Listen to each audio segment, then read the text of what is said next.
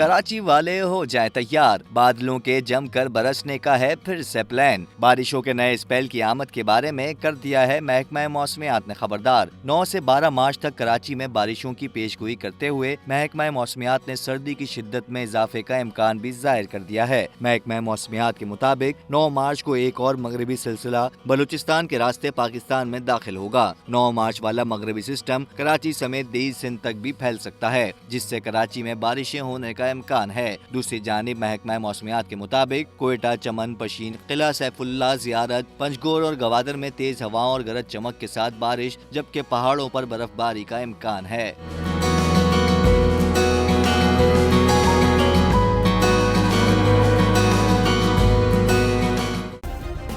Subscribe करें और bell दबाएं ताकि कोई खबर रह न जाए।